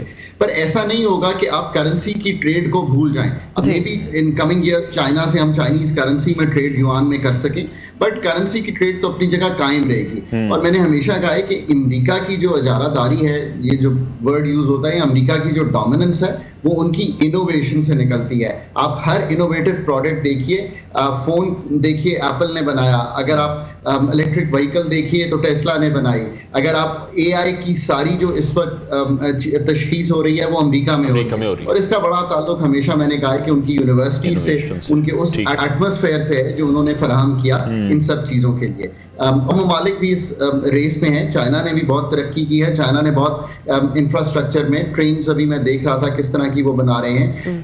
But you know this is a competitive world, और ऐसा नहीं है कि हम इन मुल्कों से अपनी जो ट्रेड है उसको कम कर सकते हैं। अमेरिका हमारा बहुत बड़ा ट्रेडिंग पार्टनर है, यूरोप हमारा एक बड़ा ट्रेडिंग पार्टनर है, और उसमें तो हम देखें ना एक्सपोर्टेबल वो चीज़ें भेजेंगे जिनकी कीमत बहुत ज़्यादा होगी, यानी कि वो एक्सपोर्टेबल गुड्स वो होंगे जो कि मैन्युफैक्चर्ड गुड्स होंगे। वो सिर्फ कपड़ा नहीं होगा, वो एक स्टाइलिश टी शर्ट होगी जिसकी कीमत $50-60 होगी। ठीक है। अच्छा डॉक्टर साहब, बजट आने में अब चंद दिन ही बाकी रह चुके हैं, आप दो निगरान हुकूमतों में शामिल भी हैं, विफाकी हुकूमत 6 माह के बजट की इस वक्त बात कर रही है, तो इस तरह तो मिनी बजट का सिलसिला भी शुरू हो जाएगा, आप समझते हैं? पाकिस्तान का बजट जो है वो इंतहाई इस वक्त आई थिंक एक डिफिकल्ट टाइम पे प्रेजेंट हो रहा है, बिकॉज बजट के जो जब मैं नंबर्स देखता हूं तो I think they are so difficult. हमारे जो एक्सपेंडिचर साइड है, यानी कि हमारे जो खर्चे हैं वो इतने बढ़े हुए हैं कि हम किसी तौर से भी अपनी जो टैक्सेशन है और नॉन टैक्सेशन इनकम है, ये दो इनकम्स आती हैं, इनको मिला भी लें तो हम अपना मार्कअप की पेमेंट भी नहीं पूरी कर पाएंगे अगले साल। सो ये एक निहाई ही डिफिकल्ट चीज़ है। लेट मी से कि लोगों के लिए क्या रिलीफ आ सकती है जो वो फील करेंगे। नंबर 1 आई थिंक पेंशनर्स और जो वेज अर्नर्स हैं उनके लिए एक 15-20% या इससे ज़्यादा जो भी हुकूमत डिसाइड करे, मेरे ख्याल में एक अच्छी जो रिस्पॉन्सिबल रिलीफ है वो ये है कि उनकी तनख्वाहों में इजाफा होगा। इनकम सपोर्ट प्रोग्राम जो है उसको आप बेस्ट कहें, एहसास कहें, जो भी आप कहना चाहते हैं, उसमें इजाफा होगा। आई थिंक मिनिमम वेज में इजाफा होगा। अगर ये सारी चीजें होंगी, कुछ स्कीम्स होंगी लोगों के लिए, कुछ एग्रीकल्चर के लिए स्कीम्स होंगी, उससे उनको एक बेनिफिट मिलेगा। सो डायरेक्ट रिलीफ जो है आई थिंक इस किस्म की होगी। इसी तरह प्राइवेट सेक्टर अपनी मिनिमम वेज 25,000 से बढ़ाएगा। सो ये एक ओवरऑल रिलीफ जो है आई थिंक पैकेज में आपको दिखाई देगी। बट इससे बहुत ज्यादा आगे जाके कुछ करना आई don't think will be possible for a government. ठीक है डॉक्टर साहब, अभी जिस तरह से हम देख रहे हैं मुआशी हालात बहुत खराब हैं। वफाकी वज़ीर ख़ज़ाना इसहाक़ डार की स्टेटमेंट है कि मईशत की फौरी बहाली भी अभी मुमकिन नहीं है। ऐसी सिचुएशन में आपको लगता है जो भी इदारे खसारे में हैं, खासतौर पर मैं जिक्र करना चाहूँगा PIA का, जिसका खसारा हम हर बार ही सुनते हैं कि अरबों में होता है और वो भी सिर्फ मंथ्स में, रेलवे है और बहुत से ऐसे इदारे हैं जो खसारे में हैं, प्राइवेटाइजेशन की तरफ जाना चाहिए ऐसे हालात में जब कोई भी चीज़ कंट्रोल में नहीं है? मेरे ख्याल है आपके पास एक कंपनी का फोन होगा मोबाइल, जो हमारी आपके साथ कंपेयर है, इनके पास एक और कंपनी का फोन होगा, मेरे पास एक तीसरी कंपनी का फोन होगा। तो ये 3 चॉइसेस हैं हमारे पास। आई थिंक 5 कंपनीज ऑपरेट कर रही हैं। ना आपने, ना मेरे अमीर दोस्त ने, ना मेरे किसी गरीब दोस्त ने, ये तीनों जो दोस्त हैं इन्होंने कभी middle class, upper class, lower class कभी ये कंप्लेन नहीं किया कि हमारे फ़ोन की जो कीमत है सर्विस की वो बहुत ज़्यादा है। कभी ये कंप्लेन नहीं किया कि मेरे फ़ोन ख़राब होता है। लैंडलाइन में अब भी ये प्रॉब्लम रहती है। सो इसको समझने की कोशिश कीजिए कि अगर आपने बिजली जो है वो हुकूमत चला रही है और फ़ोन कंपनीज को हमने डीरेगुलेट करके प्राइवेटाइज कर दिया है और 4-5 चॉइसेस हैं, आप डिसाइड कीजिए, पैकेज डिसाइड कीजिए और उसके बाद इंटरनेट की रसाई देखिए, आप 4G की रसाई देखिए, आप मोबाइल की रसाई पूरे मुल्क में देखिए। ये कैसे हुई? ये कंपेटिटिव मार्केट बनाने से हुई। बिजली जो है वो सारी सरकार चला रही है। आप हो, मेरा अमीर दोस्त हो, मेरा गरीब दोस्त हो, मैं हूं, हर वक्त यही कंप्लेन करते रहते हैं कि मैं पता नहीं अभी आपके साथ टीवी पर आऊंगा तो क्या बिजली तो नहीं चली जाएगी इस्लामाबाद में या लाहौर में, क्या फ्लक्चुएशन तो नहीं हो जाएगी? जब बिल आएगा तो there will be a thing in the house कि who is running the AC so much. और एक गरीब आदमी के घर जो बिल आएगा तो वो कहेगा पता नहीं मुझे सब्सिडी मिली कि नहीं मिली। This is the difference between running a commercial अदारा इन द प्राइवेट सेक्टर और एक वो अदारा जो कमर्शियल है but in the government sector. इससे वाज़ेह हो जाना चाहिए कि प्राइवेटाइजेशन के क्या बेनिफिट्स हैं। 5 बैंक हैं पाकिस्तान में बड़े जो हैं, आप देखिए कि क्या आप MCB या MCB या अल्फला या किसी बैंक जाना चाहेंगे या अभी आप चाहेंगे कि मैं नहीं नेशनल बैंक में अकाउंट खोलूं? सो आप अपने प्रेफरेंसेस पे डिसाइड कर सकते हैं कि होना चाहिए कि नहीं। डॉक्टर साहब आप ये कह रहे हैं कि डिफरेंट इदारे होने चाहिए जो कि बिजली दे सकें, डिफरेंट कंपनीज होनी चाहिए जो इस पर काम कर सकें ताकि बेहतर मामलात हों। इसी तरह PI में भी होना चाहिए। कराची में हमने एक एग्जांपल देखी के इलेक्ट्रिक की, वो आप क्या उसको किस तरह से देखते हैं? देखिए ये एक कदम था। हमने जब प्राइवेटाइजेशन भी करते हैं उसके लॉसेस कम हुए हैं, इसमें कोई शक नहीं है। कुछ रसाई कस्टमर की बेहतर हुई है, इसमें कोई शक नहीं है। PIA is the only loss making airline, जबकि 3-4 और एयरलाइंस उन्हीं रूट्स पे काम कर रही हैं और उसकी वजह सिर्फ PIA की एम्प्लॉइज की सलाहियत नहीं है, उसकी वजह यह कि गवर्नमेंट इंटरफेरेंस इतनी होती है, बोर्ड गवर्नमेंट का होता है, डिसीजंस में बहुत डिले होता है।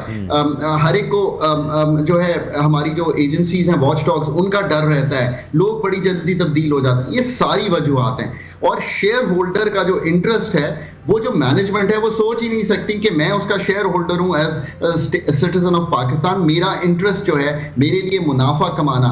The primary job of the management is to make money for the share holder. तो वो माइंडसेट नहीं आ सकता। आपको प्राइवेटाइजेशन के अलावा आप यकीन करें ये जो 85 कमर्शियल अदारे हैं, 85 उनके झैली अदारे हैं, ये 170-75 अदारे इतना बड़ा नुकसान कर रहे हैं, इतनी बड़ी इनएफिशिएंसी सिस्टम में क्रिएट कर रहे हैं, इतने बड़े एसेट्स पे बैठे हुए हैं, यानी कि एसेट्स तो हैं पर उनसे कोई इनकम नहीं जनरेट हो रही बल्कि नुकसान हो रहा है, बिकॉज उनपे जो कर्जे भी हम लेते हैं उसकी गारंटी भी सरकार करती है। सो ये सारे सिस्टम को ठीक करना, पर आई एम सॉरी ये उम्मीद ना रखिए कि ये हो जाएगा। इस मुल्क में जो इस वक्त हालात हैं प्राइवेटाइजेशन के, मैं नहीं समझता कि कोई भी ऐसी कॉम्पिटेंस बिल्ड करेगी, ऐसे इकदामात लेगी कि ये चीज हो सके। I think we are this is a very very serious concern. I hope के हो जाए, बट लेकिन डॉक्टर साहब आप तो तीनों गवर्नमेंट्स के साथ रहे हैं, पीपल्स पार्टी के साथ, नून लीग के साथ, PTI के साथ, तो किसी भी हुकूमत ने नहीं सोचा, आपने किसी को मशवरा नहीं दिया कि प्राइवेटाइजेशन की तरफ जाना चाहिए? ये डिसीजन क्यों नहीं हो पा रहा? बात तो इस पर बहुत देर से हो रही है। ये बात आपकी बिल्कुल सही है। मैंने हर टेबल पे हर बार ये कहा है कि ये करना चाहिए, बहुत सी अटेम्प्ट्स करने की कोशिश की, बट आई थिंक सबसे बड़ा मसला सरकार का ये है, और एक नहीं बहुत से मसले हैं, बट सबसे बड़ा ये है कि हम कॉम्पिटेंस लेवल बिल्ड ही नहीं कर सकते।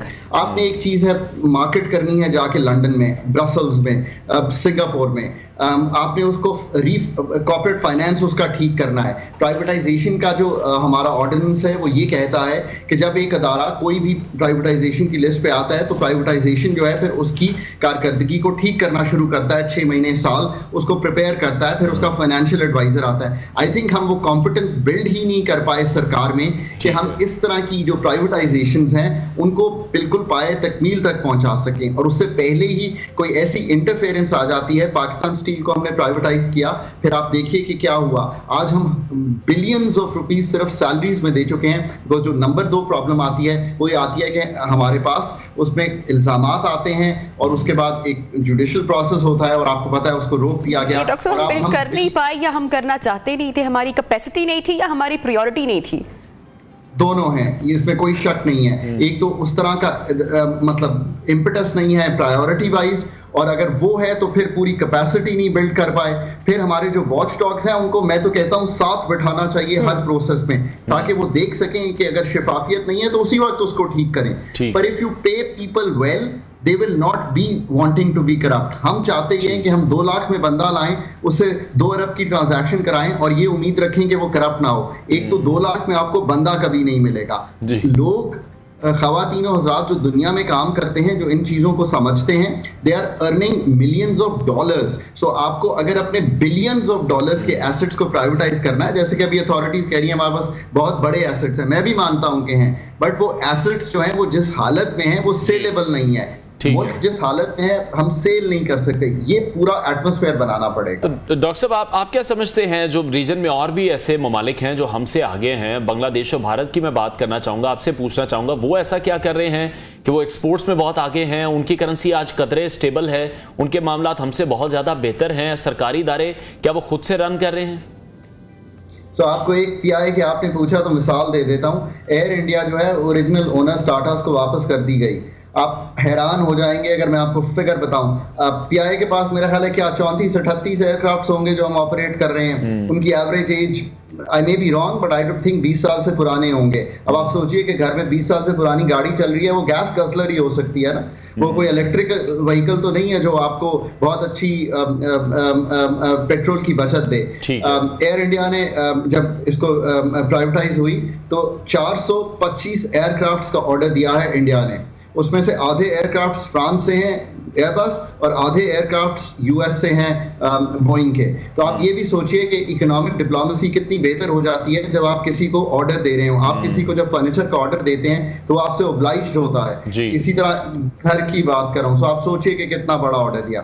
सो ये है प्राइवेट, ये है हमारा नेबर क्या कर रहा है। दूसरा नेबर बांग्लादेश की मिसाल देता हूं। एक्सपोर्ट्स तो वो कर ही रहे हैं, पर उन्होंने ये सोचा कि हमें एक बैलेंस ऑफ पेमेंट्स, यानी कि हमें एक माली खसारा जो है वो लुकिंग अस इनटू द आई है। जब रिजर्व्स की पोजीशन मेरा ख्याल है 34 अरब डॉलर के करीब थी। पाकिस्तान की रिजर्व्स की पोजीशन 4 अरब डॉलर के करीब है। आईएमएफ नहीं कर पा रहे। उन्होंने हमसे पहले आईएमएफ किया, बोर्ड अप्रूवल ली, ताकि दुनिया को ये सिग्नल करें कि इवन 34 अरब डॉलर पे खड़े हुए एक अच्छी एक्सपोर्ट राइजिंग करते हुए हम फिर भी वो काम करने को तैयार हैं कि दुनिया को सिग्नल कर रहे हैं कि हम सीरियस हैं। ये हैं वही 2 चीजें जो मैं कहता हूं, आप सबको छोड़ दीजिए, ये 2 चीजें की है। एसओईस को बेच दीजिए, आईएमएफ का 4 साल का प्रोग्राम कीजिए, मुझे दोबारा प्रोग्राम पे ले लीजिएगा, पाकिस्तान की ये हालत नहीं होगी। ठीक है। अच्छा डॉक्टर साहब आपसे जानना चाहेंगे, कहीं पर सरकार है उसकी कहीं पर कैपेसिटी नहीं है, कहीं पर प्रायोरिटी नहीं है, तो भुगतना सब कुछ जो है वो खुमियाजा वो आवाम को पड़ता है।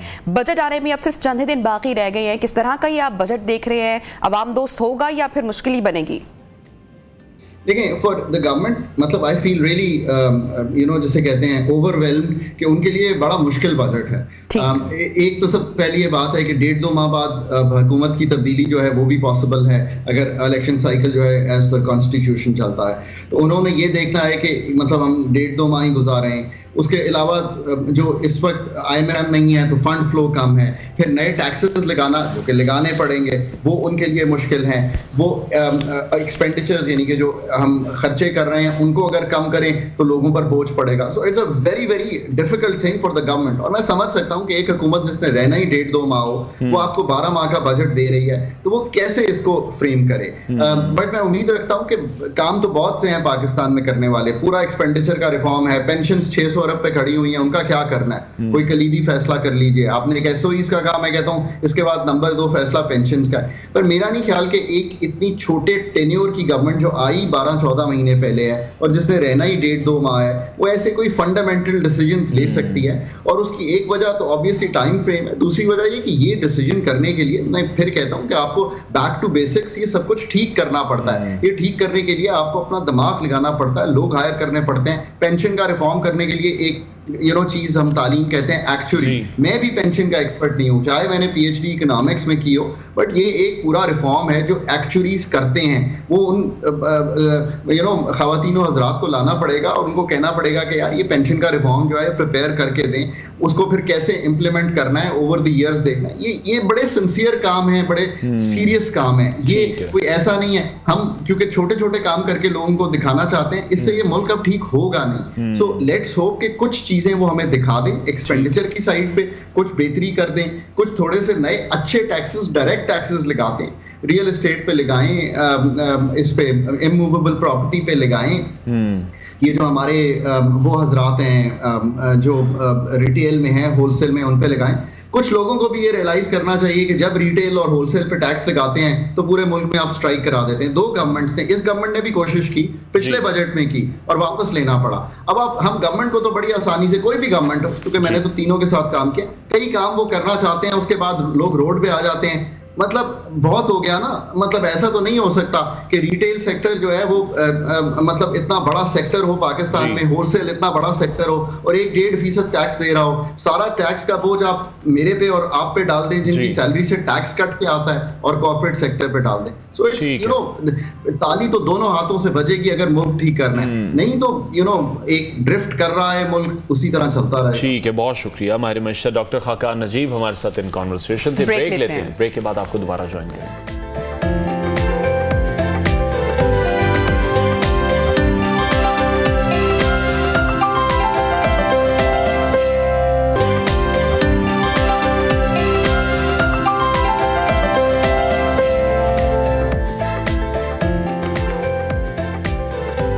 Welcome back in new Pakistan. नाज़रीन, एक बहुत ही अफसोसनाक खबर, एक अफसोसनाक इंसिडेंट आपके साथ शेयर कर रहे हैं।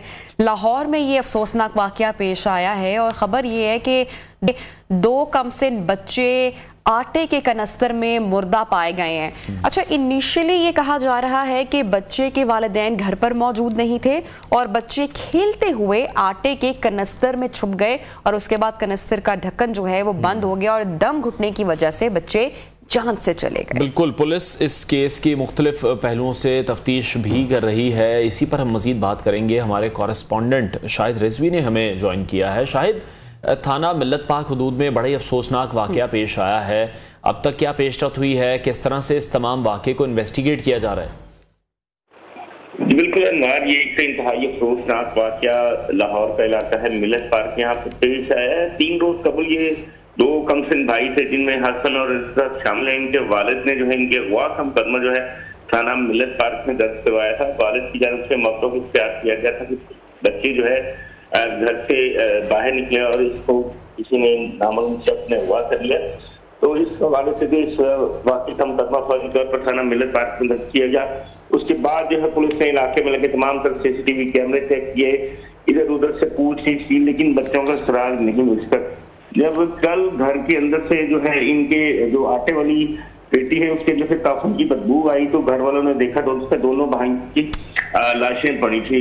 इब्तदाई तौर पर पुलिस मौके पर पहुंची, फोरेंसिक टीमें मौके पर पहुंची, जाए वो से तमाम तर शवाहिद इकट्ठे किए गए। उसके बाद जो है ये इब्तदाई तौर पर पुलिस का यही कहना है कि दोनों जो भाई हैं वो खेलते हुए इस आटे के कनस्तर में घुस गए और इनका ढकना बंद हो गया।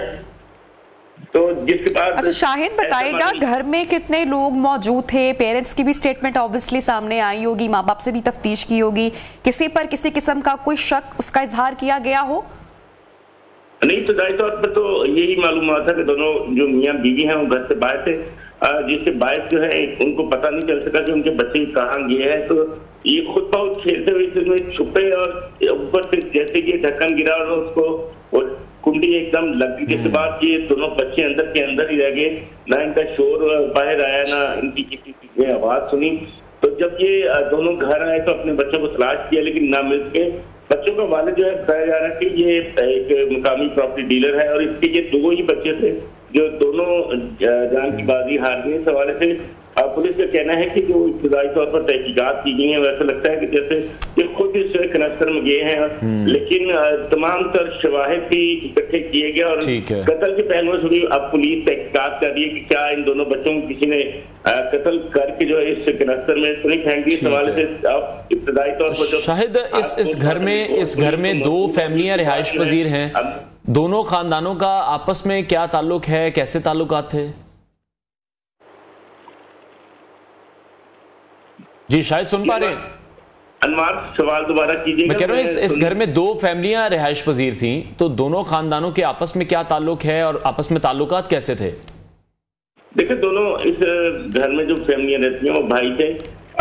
जो इनका घर जो था वो अलग पोर्शन में था, जिसकी वजह से जो जब ये बच्चे खेल रहे थे तो उसके बाद जो दूसरे घर वाले थे उनको पता नहीं लग सका, क्योंकि छोटी उम्र के बच्चे थे, ज्यादा शोर भी नहीं कर पा रहे थे कि किसको इनकी आवाज गई हो। जो अब जब इस कनस्तर में इनको ये खुद ब खुद छुपे हैं, तो कनस्तर एक छोटा सा है जिसमें सांस लेना भी जो है बच्चों का मुश्किल था।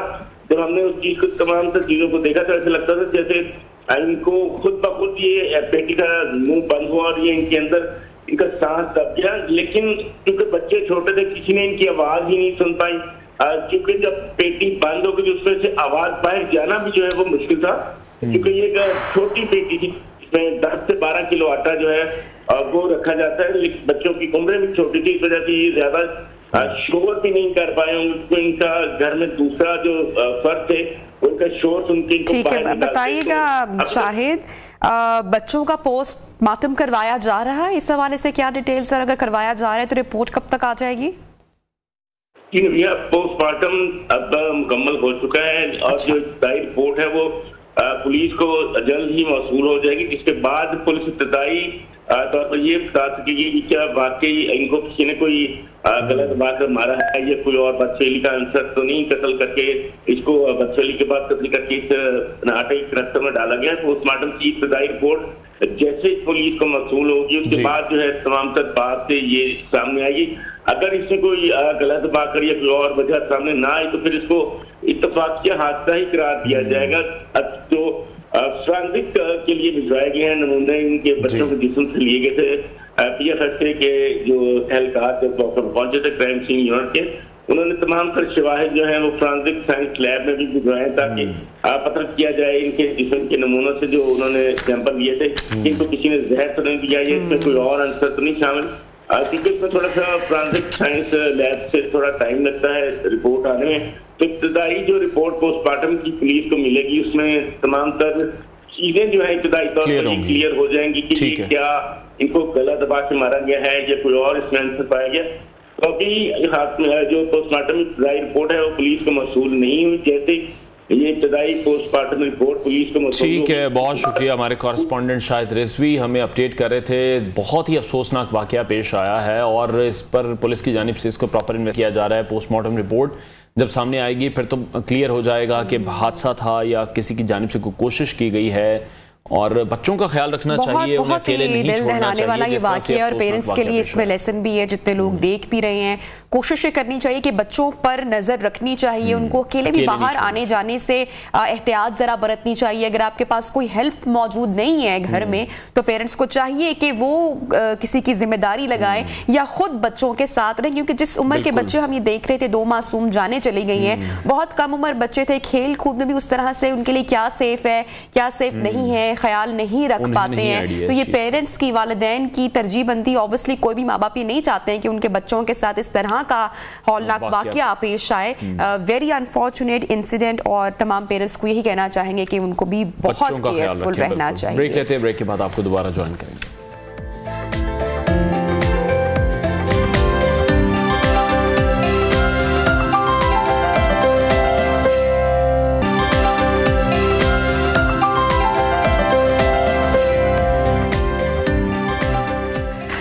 Welcome back once again in neo Pakistan. तो नाजरीन, प्रोग्राम का आखिरी हिस्सा और आज के हमारे जो मेहमान हैं वो भी बहुत ख़ास हैं, हमारे लिए बाइस फ़ख्र है। उनके वालिद पहाड़ों से इश्क करते रहे और अब उनका जो बेटा है उनके नक्शे कदम पर है, उनके मिशन को आगे बढ़ा रहा है। यकीनी तौर पर आप लोग समझ चुके होंगे, हमारा इशारा है साजिद अली सतपारा की जानिब, जो कि हमारे साथ आज स्टूडियोज में भी हैं। उनसे बहुत सारी बातें करेंगे। इन्होंने हाल ही में तारीख रकम करते हुए दुनिया की बुलंद तरीन चोटी बगैर मसनूई ऑक्सीजन के सर कर ली है। साजिद सतपारा बगैर ऑक्सीजन और बगैर किसी भी जो शेरपा है माउंट एवरेस्ट सर करने वाले पहले पाकिस्तानी बन चुके हैं। साजिद सतपारा तमाम 14 बुलंद चोटियां बगैर मसनूई ऑक्सीजन के सर करने का आज़म रखते हैं। इतना ख़तरा क्यों मोल लेना चाहते हैं, ये हम उन्हीं से ही जानते हैं। साजिद शो, कैसे हैं आप और क्यों अपनी जान इतने ख़तरों में डालते हैं आप? जी वालेकुम सलाम, बहुत बहुत शुक्रिया। तो ये एक माउंटेनियरिंग थोड़ा यूनिक सा स्पोर्ट है। ये फुटबॉल या क्रिकेट की तरह कोई गेम नहीं है कि आप किसी ग्राउंड में, इसमें आप दुनिया की जो बुलंद वाला चोटियाँ अभी वर्ल्ड में 14 बुलंद तरीन ऐसे पहाड़ है जो 8000 अबव उनकी हाइट है। तो ये एक हमारा तो प्रोफेशन है, क्योंकि मरहूम वालिद एक पाकिस्तान के एक मायनाज को पैमा थे और अक्सर जो एक्सट्रीम एडवेंचर है विंटर क्लाइंबिंग और विदाउट ऑक्सीजन क्लाइंबिंग के लिए जाने जाते थे। और अल्हम्दुलिल्लाह मैं भी अभी पाकिस्तान का सबसे बेहतरीन को पैमा और रिसेंटली मैंने काफ़ी अचीवमेंट्स किए हैं Everest without oxygen.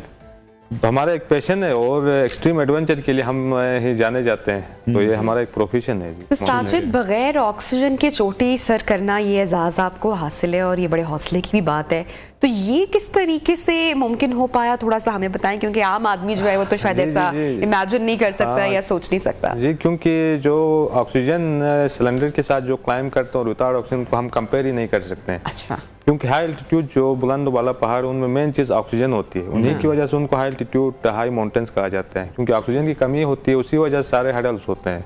If you use oxygen cylinder तो आपको लगता है कि आप कहीं लो लेवल पे या कुछ चंद मीटर्स की हाइट में आप हैं और आपको इतनी हर्डल्स फील नहीं होती है। और आप विदाउट ऑक्सीजन कुछ करते हैं तो क्या आपको कुछ लगता है कि आपने कुछ अचीव किया है, कुछ बड़ा करना मसला अंजाम दिया है। और ऑक्सीजन के साथ आप क्लाइंबिंग करते हैं तो आपको फील ही नहीं होता है कि आपने कोई अचीवमेंट किया है। अब हम जानते हैं कि जब आप इतनी हाइट पर जाते हैं, इतनी मतलब किसी पहाड़ की चोटी पे जाते हैं या जब जहाज में भी सफ़र करते हैं तो वहाँ पे ऑक्सीजन मास्क देते हैं, और जब पहाड़ यकीनी तौर पर आप सर करने के लिए जा रहे हैं और इतनी हाइट पे जा रहे हैं और ऑक्सीजन की कमी अगर थोड़ी सी हो जाए तो इंसानी दिमाग को हेलुसिनेशंस होती हैं, यानी कि उसको थोड़े से वहम होना शुरू हो जाते हैं कुछ चीज़ें। ऐसा कभी आपके साथ किसी पॉइंट में ज़िंदगी में हुआ कि ऑक्सीजन की कमी हुई और हेलुसिनेशन स्टार्ट हो गई हो? काफ़ी मसले मसाइल होता है। अभी रिसेंटली जब मैं एवरेस्ट जो वर्ल्ड हाईएस्ट पॉइंट को विदाउट ऑक्सीजन क्लाइंब कर रहा था, जब 8000 मीटर से आप अबव क्लाइंब कर, उसको डेड जोन कहते हैं। अच्छा। उसमें आपकी जो प्रॉपर बॉडी फंक्शन नहीं करती है। जाहिर बात है, इंसानी जिस्म किसी खास लिमिट के लिए बना है, तो आप उधर से ऊपर जाते हैं तो आप अपनी हदें क्रॉस करते हैं और आपकी बॉडी प्रॉपर फंक्शन नहीं करती है। आपको स्पेशली मैं जब समिट कर रहा था तो आपका माइंड सही काम नहीं करता है, लेकिन हम एक्सपीरियंस हमें पता होता है उस वजह से किस तरह उसको हर्डल को ओवरकम करना है। तो उस एक्सपीरियंस की वजह से हम समिट करके आते हैं, लेकिन आपकी बॉडी प्रॉपर फंक्शन नहीं करती है और इसके जो असरात ज़िंदगी भर के लिए भी रहते हैं। अक्सर ब्लड कैंसर और दूसरे काफ़ी मसले मसाइल होते हैं, स्किन डिजीज़ और विदाउट ऑक्सीजन की वजह से।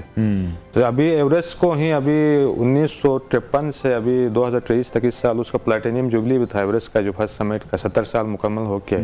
इस टोटल ड्यूरेशन में 7000 प्लस लोगों ने ऑक्सीजन के साथ क्लाइंब किया इसको, और कोई 187 साल काउंटिंग हो गई विदाउट ऑक्सीजन क्लाइंब करने वालों की। तो विदाउट ऑक्सीजन क्लाइंब करना काफ़ी मुश्किल है किसी पहाड़ को। ठीक है, तो अभी जो सफ़र है ये बड़ा मुश्किल सफ़र है। इसमें जब आप जाते हैं कोई भी चोटी सर करने, तो किसी एक बेस पॉइंट पर पहुंचकर क्या सबसे पहले ख्वाहिश होती है, क्या खाकर जाया जाए? और फिर जब वापस आते हैं तो फिर क्या दिल कर रहा होता है कि यार सबसे पहले जाकर ये चीज़ खानी है या ये काम करना है?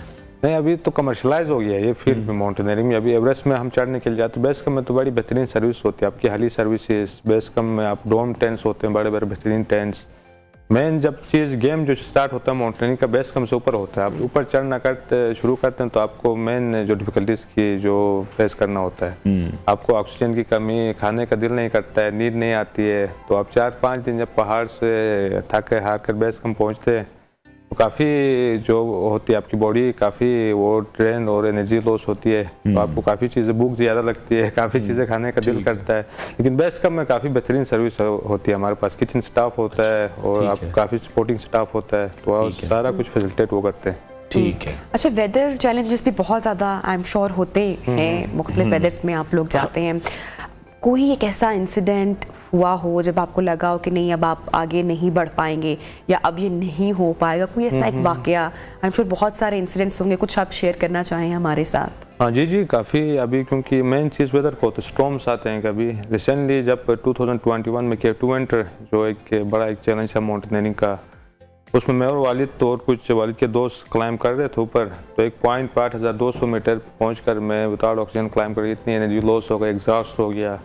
मुझे लगा कि इधर से ऊपर मैं चढ़ नहीं पाऊंगा क्योंकि काफ़ी सर्दी थी, K2 विंटर था, उसमें -55-60 टेम्परेचर होता है और विंडी, तो उसमें मैं वापस आ गया, उधर चढ़ नहीं पाया। उधर काफ़ी ऐसे हर्डल्स होती हैं माउंटेन्स में। अभी रिसेंटली ही मैं नेपाल में अप्रैल में दुनिया का जो 10th हाईएस्ट माउंटेन अन्नपूर्णा पर क्लाइंबिंग कर रहा था, उस वर्ल्ड का सबसे डेंजरस माउंटेन भी कहते हैं, उसमें भी काफ़ी हर्डल्स थे। एक दफ़ा हमने ट्राई किया समिट करने के लिए, समिट नहीं हुआ उसका, हम वापस आ गए क्योंकि काफ़ी एवलांचेस, स्टॉर्म्स, काफ़ी अनप्रेडिक्टेबल वेदर कंडीशंस होती है, तो अक्सर हम गिव अप करके आ भी जाते हैं ऊपर। ठीक है, तो स्टेमिना किस तरह से बिल्डअप करते हैं? स्टेमिना बहुत चाहिए आपको, फिजिकल फिटनेस बड़ी अच्छी चाहिए, डाइट आपकी बड़ी अच्छी होनी चाहिए, फिर साथ जब बगैर ऑक्सीजन के करें तो उसकी फिर क्या प्रैक्टिस होती है? इसमें मेन चीज़ अभी स्पेशल माउंटेनियरिंग, क्योंकि ये थोड़ा डिफरेंट गेम है, इसमें आपको काफ़ी एंड्योरेंस की एक इंतहा जो अल्टीमेट एंड्योरेंस चेक होता है इसमें, तो सख्त से सख्त हालात का आपको सामना करना पड़ता है, आपकी जो बॉडी कंडीशंस। तो मैं स्पेशली अपनी फिटनेस के लिए मैं कोई जिम शिम कुछ नहीं करता हूँ। स्पेशली जब कोई भी मिशन के लिए जाना होता है तो मैं उससे पहले थोड़ा अपने जीबी एरियाज से करदू एरियाज में जाता हूँ, तो उधर छोटे पहाड़ हैं 4000-5000 में, उधर हाइकिंग करता हूँ क्योंकि सबसे जो बेस्ट जो प्रैक्टिस होती है आपको चलना होता है रोज़ाना, कोई 7-8 घंटे आप चलते हैं माउंटेन्स में, छोटे छोटे माउंटेन्स में, तो आपकी परफेक्ट जो प्रैक्टिस होती है उसमें। बाकी जो रनिंग है, और मैं फुटबॉल खेलता हूँ, साइकिलिंग करता हूँ, अभी लाहौर में होता हूँ मैं कोई 1.5-2 साल से, तो इधर होता हूँ तो साइकिलिंग और फुटबॉल और दूसरी जो कुछ गेम्स खेलता हूँ। ठीक है, लेकिन परफेक्ट जो इसके लिए ट्रेनिंग्स होती है उसमें आप छोटे पहाड़ों में हाइकिंग करने से ही आपकी जो स्टेमिना बिल्ड होती है। उस टाइम पे पहाड़ों पर टाइम किस तरह से स्पेंड करते हैं? वहाँ पर क्या कोई म्यूजिक सुनते हैं, फोन भी नहीं है, चार्जिंग तो हो नहीं सकती महीनों, फोन भी नहीं है, वहाँ क्या करते हैं? नहीं, उसमें तो अभी एक टोटली वाइल्डनेस होती है, एक अपना एक पहाड़ों का एक अपना एक माहौल होता है, सुनसान और बर्फों में आप मुख्तलिफ जो वीरान जगहों पे, तो ये सुनसान और वीरान माहौल आपको अच्छा लगता है? क्योंकि हम पैशनेट क्लाइंबर हैं, हम उसी जगहों पे ज्यादा खुश होते हैं यार हमारे, क्योंकि हमें जो एनवायरनमेंट मिलता है और क्लाइंबिंग के लिए जो परफेक्ट, उसे हम नेचर को एंजॉय करते हैं। और अक्सर दुनिया भर के लोग आते हैं क्लाइंबिंग के लिए भी, मुख्तलिफ कंट्रीज से, दुनिया भर के, तो उनसे गपशप और उसमें एक्सपीरियंसेस कितने शेयर होते होंगे। आई एम श्योर से खवातीन भी अब हम देख रहे हैं कि इस फील्ड में आ रही हैं। हालांकि यानी इनसे भी हमारी रिसेंटली बात हो रही थी कुछ दिन पहले, तो उन्होंने भी पाकिस्तान का नाम बड़ा रोशन किया है। खवातीन के लिए आप क्या समझते हैं कि कितने मौके हैं या कितना, क्या जो आना चाहती हैं वो किस तरीके से जो है ट्रेन कर सकती हैं अपने आप को? हाँ, अभी पाकिस्तान में भी काफ़ी खवातीन, अभी नाइला कियानी और नादिया और काफ़ी समीना बेग जैसे काफ़ी खवातीन ने कारनामे अंजाम दिए, इसमें काफ़ी अपॉर्चुनिटीज है क्योंकि हमारे पास दुनिया के 5 बुलंद बारह पहाड़ है और 6000 और 7000 के तो काफ़ी पहाड़ हैं हमारे इलाकों में। तो एक्सट्रीम एडवेंचर ये थोड़ा सख्त है स्पेशली खवातीन के लिए, क्योंकि हमारे मुल्कों में थोड़ा रिलीजियस फैक्टर वो दूसरे कुछ वो आते हैं, क्योंकि ये थोड़ा हट के स्पोर्ट है, ट्रेवलिंग करनी पड़ती है उसमें, लेकिन काफ़ी अपॉर्चुनिटीज़ है। और अभी कुछ ट्रेनिंग्स भी हो रहे हैं हमारे एरियाज़ में, जीबी में स्पेशली गर्ल्स फोकस हो रहा है, कोई SN एथलेटिक्स कोई वो ट्रेन कर रहा है अभी कुछ गर्ल्स को, तो इंशाल्लाह फ्यूचर में काफ़ी खवातीन इसमें आएंगी इसमें। ठीक है, तो अगर हम बात करें जिस तरह से आप बता रहे हैं, वाकई में बहुत ही डिफरेंट, बहुत डिफिकल्ट स्पोर्ट है ये, तो इसमें उस तरह से रिकग्निशन आपको मिल रही है, पाकिस्तान को रिकग्निशन मिल रही है? क्योंकि डे बाय डे कोई ना कोई अचीवमेंट सामने आ रही है, जिसमें हम नायला का बात कर रहे हैं, आपके हवाले से बात कर रहे हैं, और कुछ स्पॉन्सर्स ऐड हैं, गवर्नमेंट कुछ कर रही है?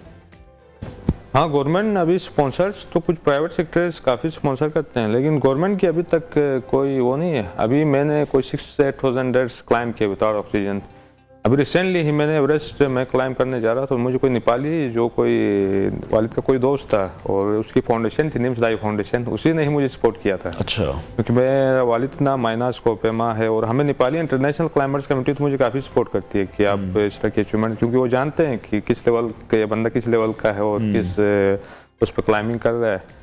लेकिन पाकिस्तान से अभी तक कोई क्लाइंबिंग कोई स्कूल नहीं है, कोई इस तरह की कोई एक्टिविटीज़ नहीं हो रही है, क्योंकि ट्रेन अभी नेपाल में हम देखते हैं उनमें 70-80 प्लस IFMJ जो वर्ल्ड सर्टिफाइड माउंटेन गाइड्स होते हैं उनको सर्टिफाई और उनके पास प्रॉपर एक माउंटेनिंग स्कूल है। अभी हमारे पास इतने अल्लाह के फजल करम से इतने बुलंद वाला पहाड़ है, अपॉर्चुनिटीज है, अभी तक कोई माउंटेनिंग स्कूल नहीं इंडिया में है। इंडिया में तो कोई 800 कोई माउंटेन स्कूल ही नहीं, वो माउंटेन ही नहीं है। उनके पास काफ़ी स्कूल है, उनके पास ट्रेन IFMJ गाइड्स हैं, हमारे पास अभी तक कोई IFMJ गाइड्स नहीं है। तो इसीलिए अभी सारा जो हमारा बिजनेस है जो माउंटेनिंग का इतना बड़ा रेवेन्यू जनरेट होता है नेपाल, सारे जो नेपाली शेरपास आते हैं इधर सारे उनको जो इंटरनेशनल जो VIP क्लाइंट्स और क्लाइंट्स आते हैं उनको वो करके फैसिलिटेट करके हम आगे जाते हैं हमारे पास। अच्छा, हम जैसे बहुत सारी जब डॉक्यूमेंट्रीज देखते हैं बाहर की, जब वेस्ट की देखते हैं तो बड़े इंटरेस्टिंग उन्होंने क्लिपिंग हमें देखने को मिलते हैं कि जी लकड़ियां जलाने का एक्सपीरियंस बड़ा मजे का होता है,